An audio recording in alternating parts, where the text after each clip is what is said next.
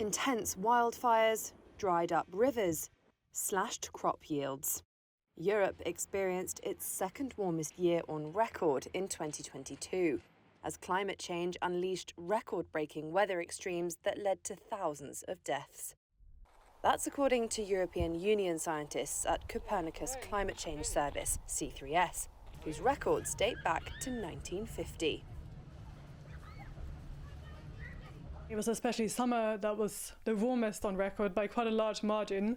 Senior climate scientist Freya Vanborg says summer 2022 was Europe's hottest on record. There were a number of heat waves where, for instance, the temperature of 40 degrees was reached for the first time ever in the United Kingdom.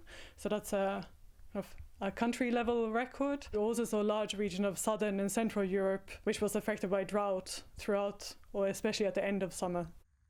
Initial analysis ranked 2022's widespread drought as Europe's worst in 500 years.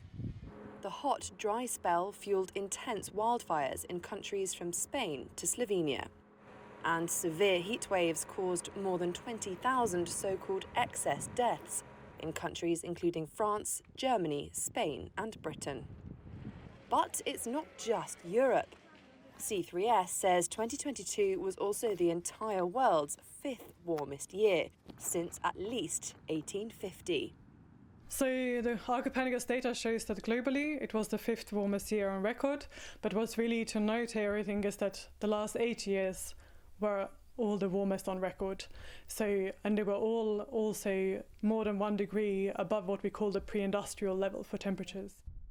The planet is now 1.2 degrees Celsius warmer than in pre-industrial times, as a result of human-caused climate change, C3S says. Global temperatures will only stop rising if countries reduce their emissions to net zero. The 27-country EU, Britain, Canada, Japan and others have pledged to reach that goal by 2050. China and India aim to achieve it later. But despite those long-term pledges, global emissions continue to rise. We will carry on having warmer and warmer global temperatures, and we will slowly but surely walk towards these targets. And in order to be able to achieve the goals, so to limit the temperature to any of these targets, we need to make sure that greenhouse gas concentration in the atmosphere stagnate. And this can only be achieved by reducing greenhouse gas emissions from human activities.